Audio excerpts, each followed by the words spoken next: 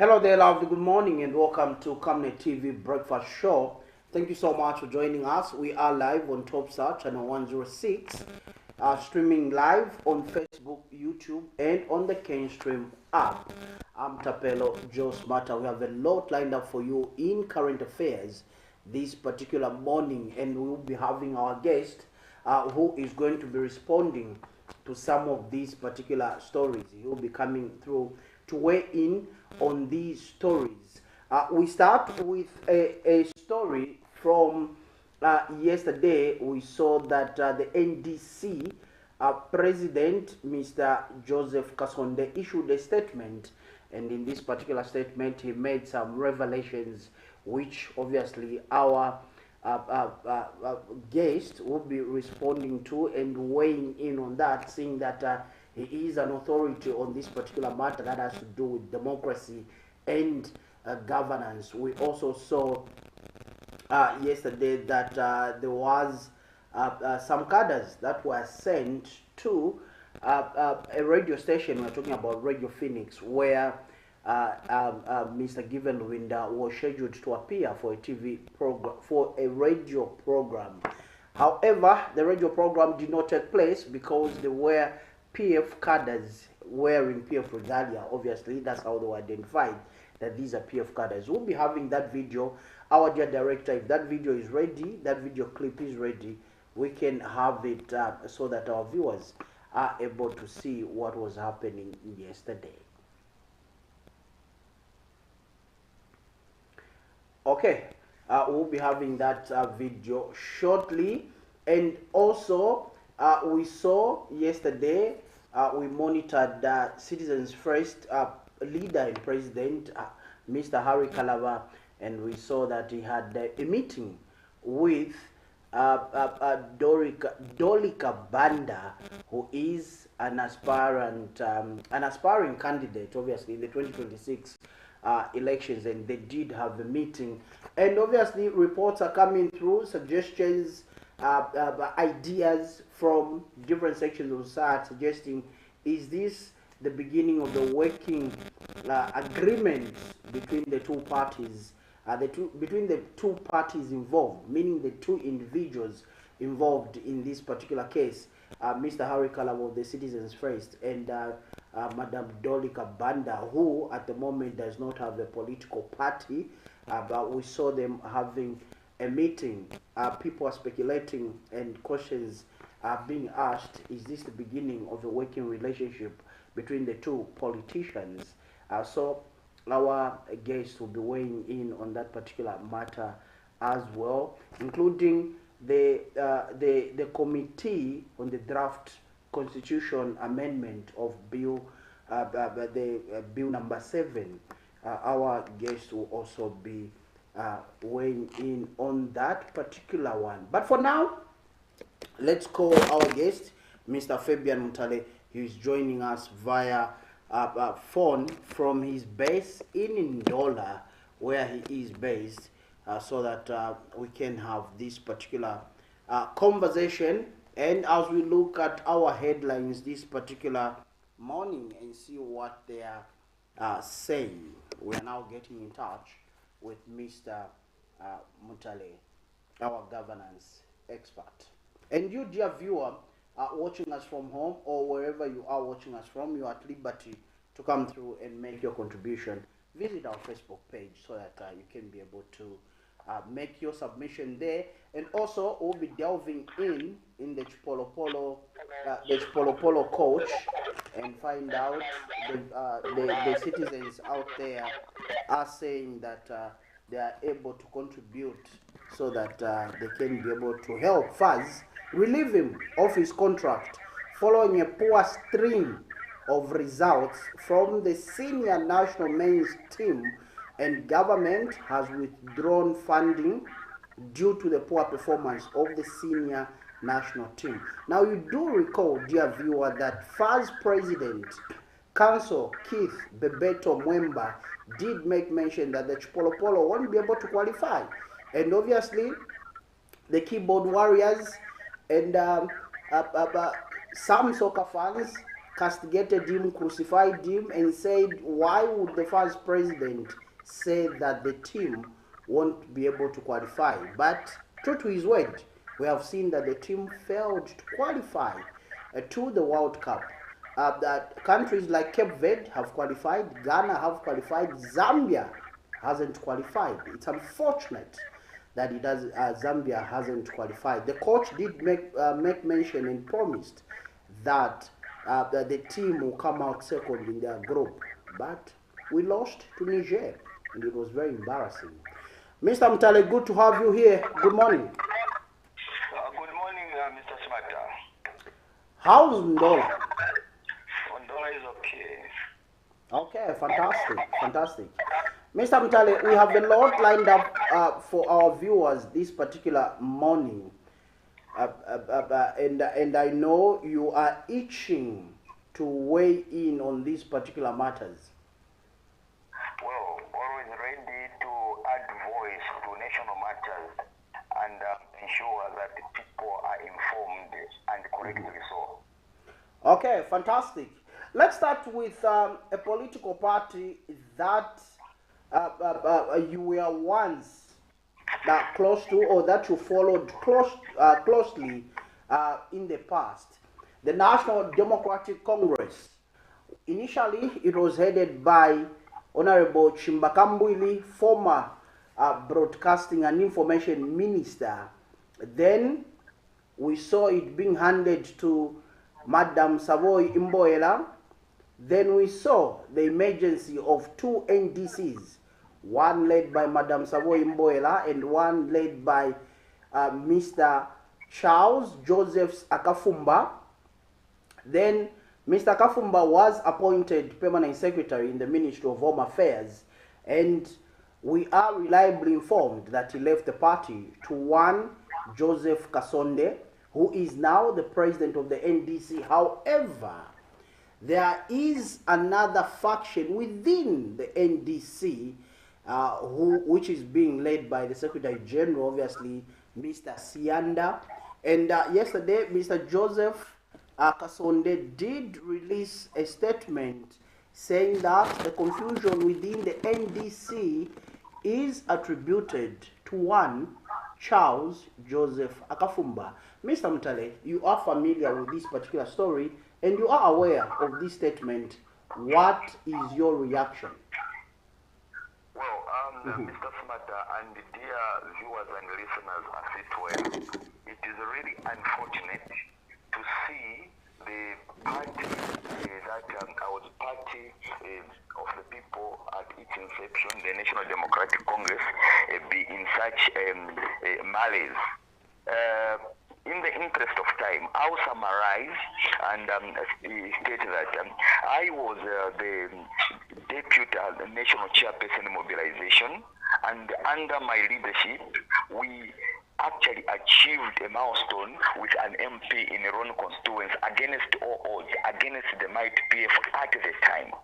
Fast forward, prior to 2021 elections, Dr. Chimbakamwila decided to trek back to PF, and this was the beginning of problems in the NDC, where Savoy was appointed as a party president, and the grouping led by Joseph Akafumba thought it was not right at the time, because at this point the general membership of NDC had aligned themselves in the UPND alliance, and they thought it would be a betrayal to the people of Zambia to go with them back to PF, owing to the fact that the people at the time had already resolved to change government. So the grouping remained in UPND alliance, hence the two factions at the time.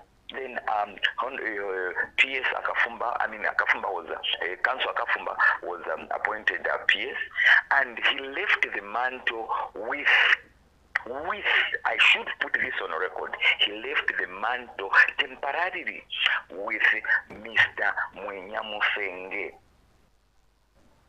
not Mr. Joseph Kasonde. And it was during this tenure of Mr. Munyamsenge, who was also short-lived, and Mr. George Sichula was appointed president at the time. Unfortunately, or fortunately for Mr. Sichula, he was also appointed in the diplomatic service. And Mr. Nyerenda from Ndola was put as acting president. Mr. Joseph Kasonde at this point was nowhere near, because at the time I was in national chairperson mobilization, Mr. Kasonde was the provincial secretary. Mr. Transition, yes.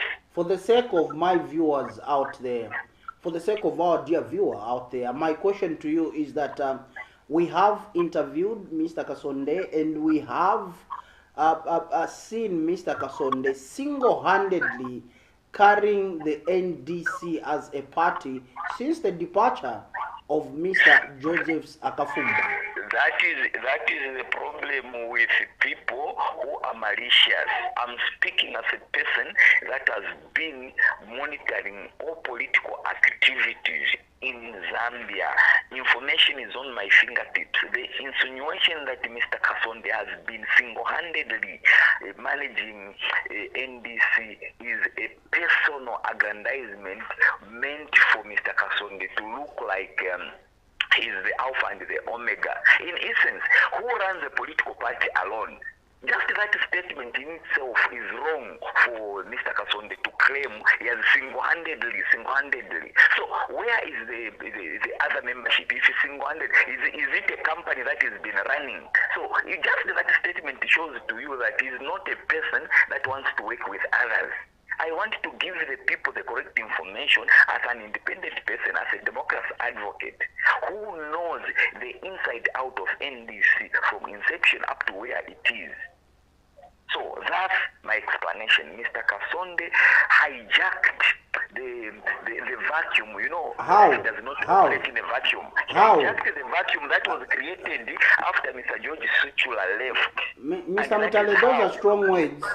Those are strong words. Let's put aside, you might have your own reservations about Mr. Joseph Kasonde, but my question to you is that those are strong words when you say that he hijacked the political party, which he was a secretary. It's not the political party, it's the leadership. How did he hijack it? That is what I want to explain. If you give me a chance, I'll explain so that the masses are correctly informed, because that is the responsibility. Be brief and straight to the point, because you are going through, you are meandering. So we want you to be brief and get straight to the point. And the point is, one, NDC currently has no tentative party president. When I say NDC currently, I mean the one which is in alliance with UPND. I'm told and reliably informed that they resolved that they revert to the administrative role of the Secretary General until such a time when they elect a party president. But we are aware that the party president is Mr. Joseph Kasonde. According to what you, the media, because Mr. Kasonde has had access to media and he has misrepresented facts. Okay, so and what are the facts that he has created? And I think those that have got the responsibility to correct the narrative within NDC will do so at an appropriate time. I hope you give them an opportunity, just as you have been giving Mr. Kasonde. Now, coming back to the statement that you said, you sound like an interested party, Mr. Mutale. You sound like an interested party. Well, you call it that as an interested party because this is a formation that I was one of the pioneers and an interested party in the context of opposition political parties, which have always said they should unite, they should be unity in the opposition for them to provide credible checks and balances. So as a democracy advocate, it is my duty to ensure that these political parties have got order amongst themselves. Without an orderly opposition political party, we cannot talk about multipartyism in Zambia, hence my interest. Now, you mentioned the statement that Mr. Kasonde issued. I'm coming to that particular statement. It reads with a headline here. I want to bring you up to speed. It reads with a banner headline here. I want us to go to the heading. It says, Akafumba's plot to hijack NDC exposed. I'll read it in brief. We wish to alert all members of the general public to the desperate political maneuvers of Mr. Ricky Akafumba, the former Home Affairs Permanent Secretary, who, after dumping the NDC upon his appointment into government, has now resurfaced, funding expelled members in a failed bid to divide and destabilize the party. I saw that there was a meeting that was held, and some of the members in that particular meeting, I am aware, I was just talking to my producers, that most of them were expelled from the NDC, and they held a meeting where they stated their position that they are still in the UPND alliance and they are yet to go for a conference where they will elect a president when the president is already there, who is Mr. Joseph Kasonde. Speak to this particular statement that was issued by this particular NDC for Mr. Joseph Kasonde and his Secretary General, Mr. Mufaya Ingombe. Number one, Mr. Simata, I should state that by Zambian standards, I'm a political encyclopedia in terms of political activities in Zambia. Secondly, I'm also alive to the fact that as it stands now, the NDC in alliance with UPND is technically currently suspended from the alliance owing to the fact that they have been presenting two people at the alliance. Who suspended them? During their last meeting, I'm giving you privileged information. Who suspended them? I'm asking you. The chairperson. Who is the chairperson? Can I be allowed to speak so that I flow? As you bring out this information, Mr. Mutale, we want to make sure that this is factual, verified information. So my question is, the chairperson of the UPND alliance had a meeting with all alliance partners. When was that? And the two people, I think sometime last month. Okay. And the two people presented themselves as leaders of the NDC in alliance with UPND, Mr. Kasonde as well as Mr. Msukwa. It is at this juncture that the chairperson excused them and said, until you resolve your internal matters, you shall not be attending alliance partner meetings. That is why I said, technically, the NDC led by Mr. Msukwa and claimed leadership by Mr. Kasonde is technically suspended from the alliance. That is the reason which moved the other grouping led by Mr. Msukwa to hold a meeting calling everyone that is interested in the unity of their grouping to table so that they can iron out such matters. It is at that point that I'm reliably informed that they resolved that they revert to the administrative mode where the Secretary General shall marshal the political party until such a time they elect a party president. So that is the information that is missing from public domain, and this is the information that you people should be digging as investigative journalists. We are actually digging. Kindly speak to a statement that was issued by Mr. I'm getting back to the statement. Please. Now, that statement, Please. if you look critically at it, it is laced with personality. And I'm not going to be driven into discussing personalities, but I should allude to the fact that much as leaders have got their own shortcomings, maligning them and not appreciating the little they have done for individuals is actually deadly. Mr. Kasonde, in doing that write-up and giving his alleged Secretary General to sign is just shooting himself in the foot, because no one will have trust in him. If he can claim that Mr. Kafumba never did anything for his NDC when he was a PS, then Mr. Kasonde is not being honest. Like I said, I don't want to be personal, but ask Mr. Kasonde, the vehicle is driving, who bought it, and how he got that vehicle. Oh, we won't go into, Mr. Mtale, we won't go into discussing personalities, because individuals are not here to defend themselves. Okay, let's make progress. Let's make progress, Mr. Mtale. We leave it at there. We'll be having Mr. Kasonde in the afternoon. We've summoned him so that he appears in the afternoon, and we'll find out from him. However, also find time to call me the Secretary General, Mr. Sianda, so that in fact it would have been better if you give them the same platform, so that the people are informed once and for all, so that this matter. Mr. Mtale, that's a preserve of our producers. Let's make progress. Now, we go to yesterday's incident, which happened at Radio Phoenix, where political cadres came in two highest buses, and they did make mention that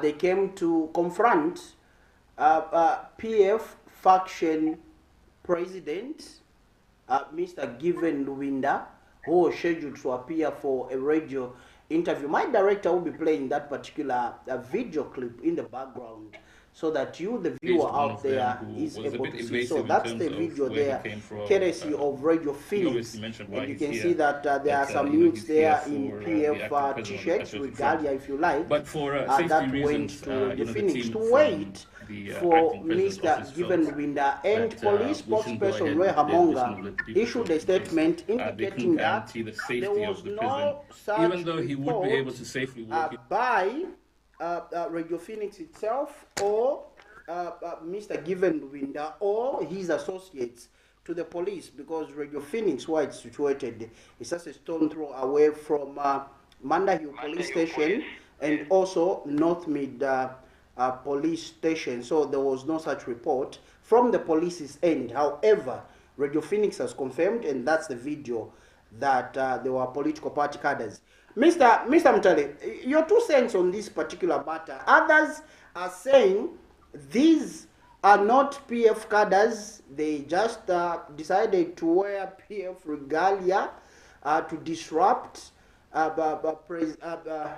PF faction president Given Luwinda's interview. And in the recent past, we saw PF cadres that I can point to, because obviously we mingle with these individuals when we go for press briefings, that went to disrupt Mr. Sean Tembo's press briefing at his residence. And this again has happened. Your 2 cents, Mr. Mtale, your reaction. Mr. Smata. Yes, sir. I'm a victim of PF brutality when it comes to search. I'm a victim of PF brutality when it comes to disruption of TV and radio programs, when they feel the discussant or the guest is going to talk about things that does not sit well with them. I remember we were flushed out of a radio station in Kabwe when Mr. Kamwili was the NDC president. Those saying those are not PF cadres, they have got the right to say so. But precedence has been set by the PF themselves, who, when you don't speak their language, you become their enemy.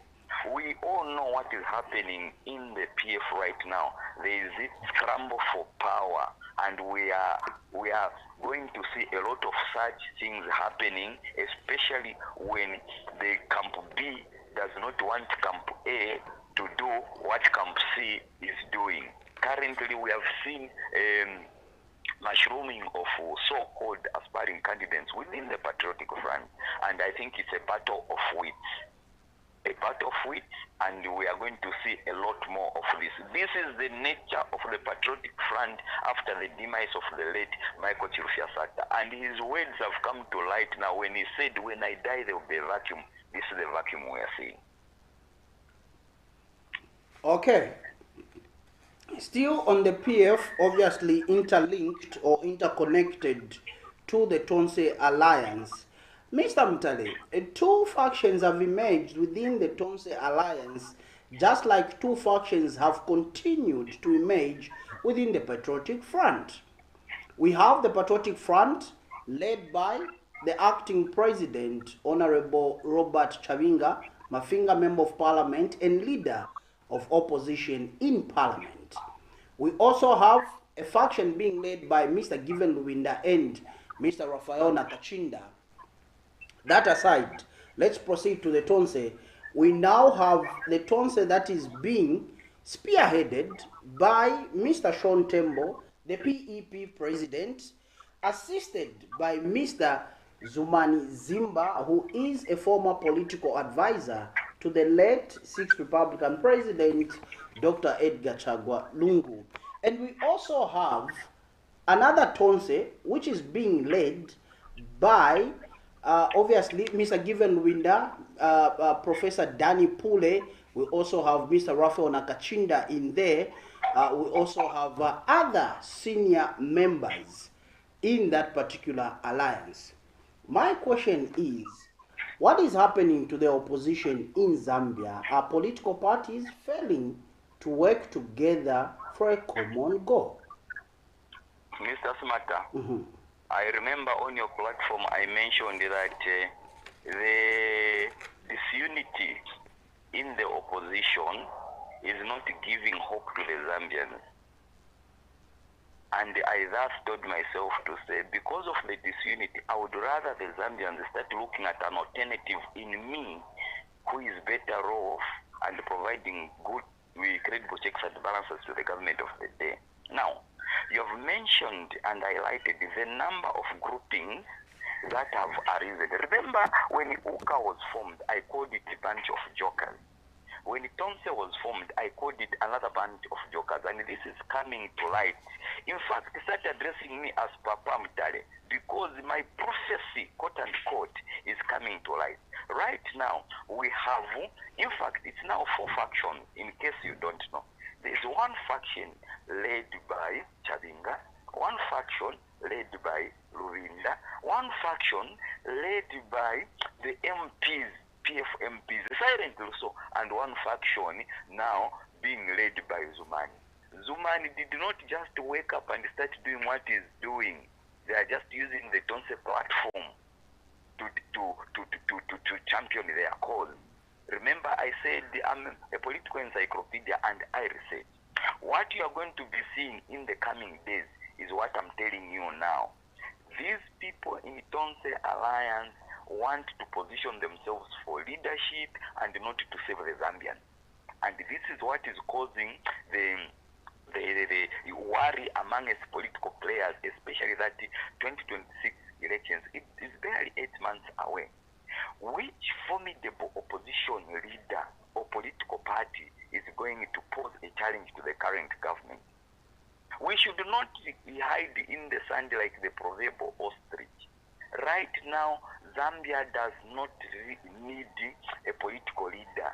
Zambia now needs true leadership to pose a challenge to the UPND. They may have their own shortcomings, but who can challenge the UPND currently? No one, because at the moment, even if Camp A in the Tonse Alliance came up with a candidate, Camp B and C won't side with them, they will still trek to the UPND so that they punish that person that they did not support. So we are seeing the resurgence of another alliance or an amplified alliance that will align itself to the ruling class. So the Zambians are the best losers now, because at the end of the day, the numbers that will move away from the opposition to the ruling party will advantage the ruling party. That's my call for these opposition political parties, not to put their personal interests first. They should put Zambia first. But unfortunately, greedy as they are self-centered and they will never listen to anyone but themselves. Long live the UPND, because that is what the opposition are giving you. Mr. Mtale, as we make progress on this particular matter, what's the way forward with opposition political parties? It seems, again, I'll repeat, opposition political parties are failing to work together. We had the United Kwacha Alliance, which unfortunately crumbled. We had the Tonse Alliance, which unfortunately has formed cracks within the file and rank of its structure, and it's also Mr. crumbling. Mr. What's the major any issue? Why are opposition opposition political alliance, parties? any opposition alliance formed for the purposes of unseating a government shall never see the day of light. Any opposition alliance that is formed solely for the purposes of wresting power from the sitting government, any sitting government, either in the future, shall not see the light. What we need in Zambia is an opposition leadership that appeals to the Zambians, sets a roadmap for the Zambians, highlights the deficiencies of the current government, and provide the alternative solutions to the current government, and Zambians will buy in. Now, what we've been seeing is opposition alliances for convenience of individuals. When they sit in those alliance meetings as leaders of political parties, they discuss how they are going to share government positions, not how they are going to govern and better lives of the Zambians. That is where the danger is. No sooner had they not agreed on how they are going to share power than they disintegrate. UKWA is a classical example. The sole purpose of the Patriotic Front in joining UKWA was for the endorsement of Edgar Lungu as a presidential candidate, which did not sit well with the Kalabas and others that were in the UKWA alliance. Similarly, right now, we see Tonse.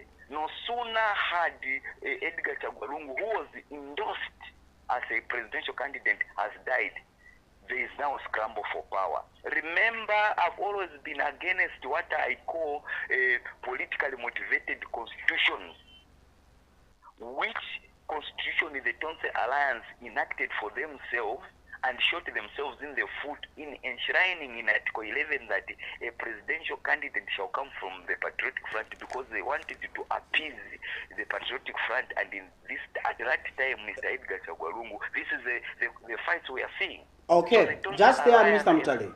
Yes. Sorry to interrupt you. Just there, Mr. Zuman Zimba recently was quoted in the media saying that there is no such clause within the constitution of Tonse Alliance, because it was agreed upon when him and Mr. Sean Tembo were drafting that particular constitution of the Tonse Alliance that only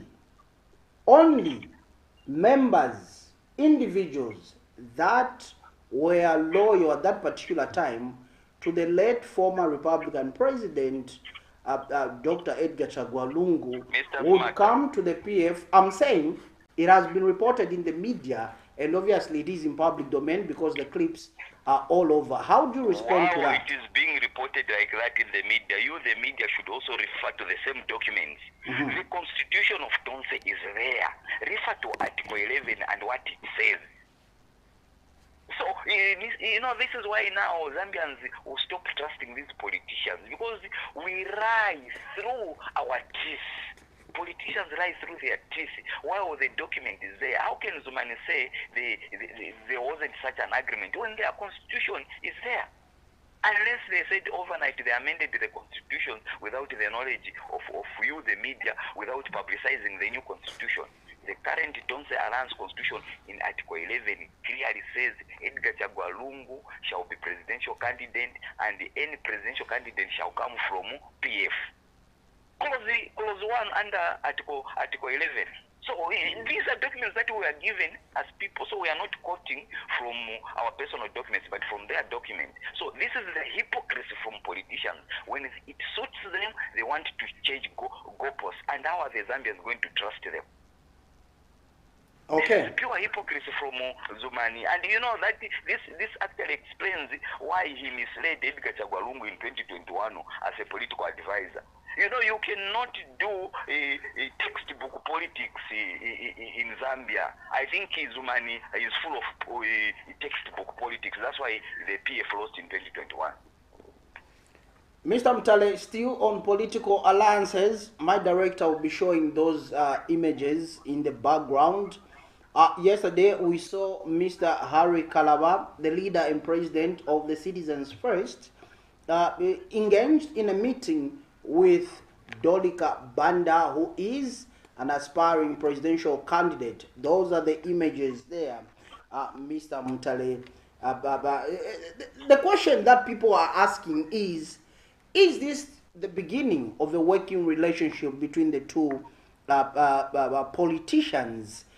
Is this the beginning of another alliance in the making? How do you make of this particular meeting, Mr. Mutale, from where you are seeing this politically, it is healthy for opposition leaders to be meeting, hoping they are planning well for the Zambians, not just meeting, planning on how they are going to share position. And quote unquote, in the grapevine, we hear Madam Dorika Banda is being positioned for running mate. We don't know the truth to that. We shall wait and see. Running mate in which political party? Sorry? Running mate in which political party? Citizens First? Running mate to Comrade Kalaba. Okay. That is what is the insinuations are out there saying maybe now after Anford Banda did the John Cena on Dorika Banda, it seems she's now trying to find solace in another political party. You know, for all we know, Kalaba cannot just give up the presidency to Dorika. So the best she can get out of there is the running mate. Okay, okay. We'll watch this particular newfound friendship between the two politicians and how it unfolds ahead of the 2026 general elections. Anything can happen as we go towards the elections. We are seeing alliances being formed, unlikely friendships being formed. Like they say, there are no permanent friends and no permanent enemies in politics. Mr. Mtale, let's make progress. I know you are a football enthusiast. And due to the poor string of results of the senior men's national team, number one, government has withdrawn funding from the FA Football House. Number two, we have a veteran supporter of the Chipolopolo, Mr. Mwanza, who says Zambians are ready to contribute 10 kwacha each to pay off Coach Grant for him to leave. Veteran supporter. Okay? Fans, Chipolopolo Soccer Fans Association Chairman, Mr. Yotam Mwanza, says time has come for Coach Avram Grant to step down as head coach of the Zambia national soccer team. Now, Mr. Mtale, you are an ardent follower of Zambian football. Why haven't we seen efforts being made to engage even a local coach? Examples are there of local coaches that have performed exceptionally well. They know these local players. They mingle with these players. They know how these local players can perform. However, we have seen the FA always settling for an expatriate coach who comes in with a string of poor results. Not only Coach Avram Grant, even those that came before him have performed badly when it comes to qualifying the team to the World Cup or to the Africa Cup. We have seen a string of failed results. I need your quick comment on this particular matter. Mr. Smata, football administration in Zambia has been a disaster from as far back as 2016. We have seen Football Association of Zambia turned into a marketing platform for players that belong to named academies where football administrators have got personal interest in.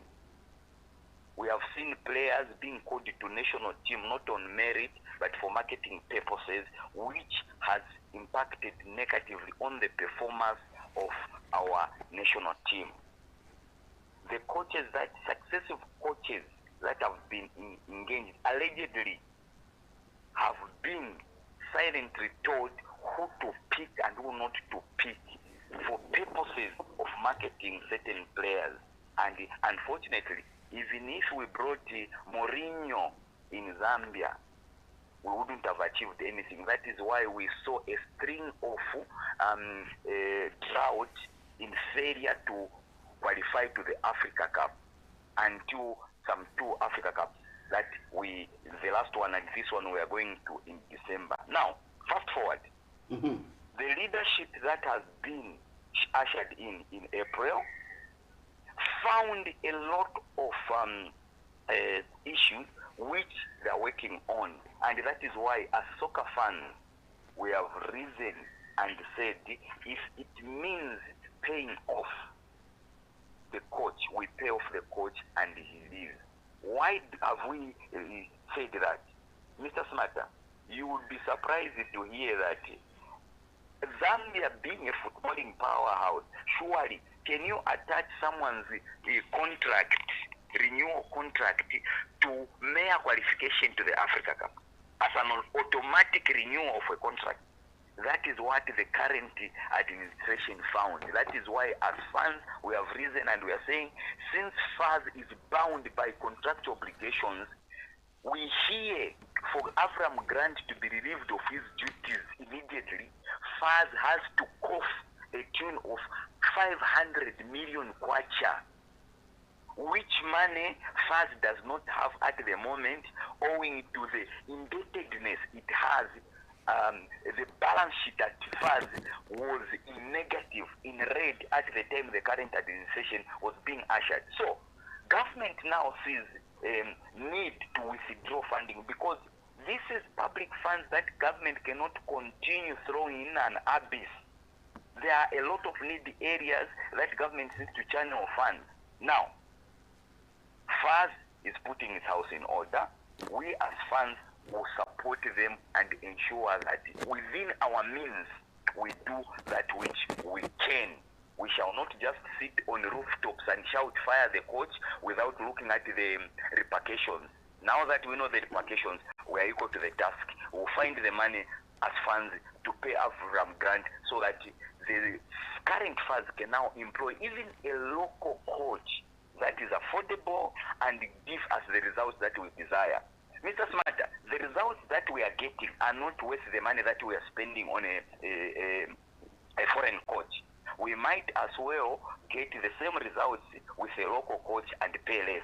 Okay. And get the same results that a local coach can give us at a huge cost. Okay. That we are paying Mr.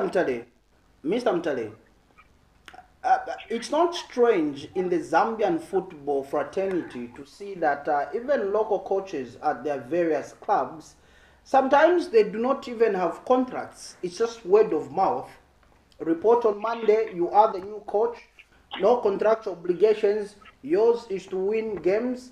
So when this is escalated to a higher level, such as the national team, where... That is why, because of the many injustices, many mismanagement issues that were at FAS, that is one of the reasons why the previous administration was kicked out of office. That is why this administration is now putting the house in order. Just yesterday, FIFA was conducting a club management course on the Copper Belt. A 2-day club management course that is aimed at professionalizing club management, because they have realized it is from clubs that national teams are formed. So if you don't have a strong club management in terms of football administration, in terms of coach management, you will not achieve anything.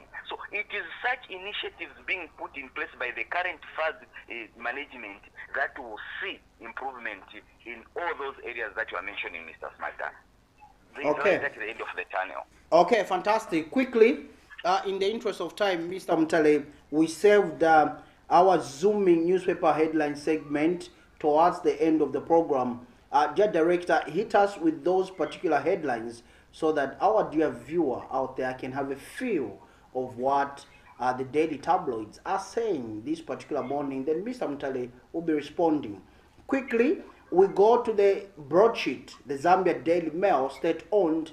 It comes with a banner headline, Zambia begins beef export to DRC, initial shipment worth 62,635 dollars, part of the country's goal to reach $1 billion in exports by 2030. Okay, Mr. Mtale, your 2 cents about this particular development. That we was. We have always been singing about diversifying our economy from copper dependence, and this is the right way to go by government. Remember, agriculture is not just crops. Even animal management can be termed as agriculture, and investing in such huge deals with our neighbors is the right way to go. It will motivate even farmers to venture into livestock rearing, so that especially that they know there's readily available market for their produce. What government is doing now is to ensure that they open up avenues for all the Zambians to do trade with our neighbors as a way of income generation. It does not just end at household benefit. It also triggers and speaks to the economy in general, because as we get forex from such exports, you realize that a lot of fundamentals will start shifting, including the over talked about exchange rate. Okay, let's go to the next daily tabloid. The Daily Nation comes with a headline, PF confronts ECZ over voter registration, as the Electoral Commission of Zambia Chief Electoral Officer Brown Kasaro assures that members of Parliament are receiving active attention. Mr. Mtale? Mr. Smata, electioneering is not an event. Electioneering is a process, and all the processes leading to an event called voting should be well structured, well articulated, well communicated to all the stakeholders. And I think it's happy to note that the ECZ has responded effectively and positively so to the concerns raised by one opposition political party. This exemplifies the fact that we need a leadership that is all embracing in terms of things that affect the Zambians. Voter registration is the first process of every eligible voter in Zambia, and once it's not handled well, we cannot have a proper election, free and fair election in Zambia. So kudos to ECZ, kudos to the Patriotic Front, kudos to government for ensuring that all concerns being raised are attended to. Okay, let's go to the last one, the news diggers. Learn to appreciate, we have done very well. Don't focus on load shedding, says Dr. Elijah Mchima, the health minister. Mr. Mtale. I don't subscribe to loose statements that some leaders issue. Electricity is an economic driver, and most households and SMEs are grappling and failing to operate owing to the prolonged hours of load shedding. It is fact that there are many scores that have been achieved by the current government, but downplaying a concern of electricity is actually annoying Zambians. The minister should have responded better and not just say, no, we have achieved more, load shedding should not be an issue. Load shedding is an issue. It can be a campaign message for the opponent, and the best the minister or the UPND government should do is to handle this with caution and care. Otherwise, they are swimming in deep waters under very big jackets. Mr. Mutale, your final words as we wrap it up. My final words, unfortunately, I was hoping we could also touch on the budget, but quickly, I would just mention to say the 80% funding of the 2026 budget is a testament that we are beginning to trust our internal economic strength and revenue generation. But I should also caution to say, as we intend to finance our budget locally, we should put in mechanisms that are watertight in terms of revenue correction, in terms of utilizing such revenue that we've collected from the Zambians, because this means Zambians are going to pay through a variety of taxes. This also entails that we should also ensure that our major export earner, which is copper, we get the waste that we are supposed to get from there, and ensure that the mining gurus, mining companies pay the necessary tax and do not doctor these documents to always portray that they're making losses and evade tax. Okay, Mr. Mutale, like always, it's always a pleasure to have you and have you here on Rise and Thrive Breakfast Show to weigh in on matters that border on democracy and governance. Thank you so much. Thank you so much, Mr. Smartactive. Thank you, Camnet Television, for the platform. Okay, there you have it, dear viewer. That was Mr. Fabian Mutale joining us from his base in Ndola. He is a democracy advocate. Joining us. He was joining us this particular morning. Thank you so much to all that came through via our Facebook page. Remember, we are live on Top Star Channel 106, streaming live obviously on Facebook, YouTube, and on the Canestream app. We go now, but we'll see you soon. And do remember, Camnet TV is not just another channel. Good morning.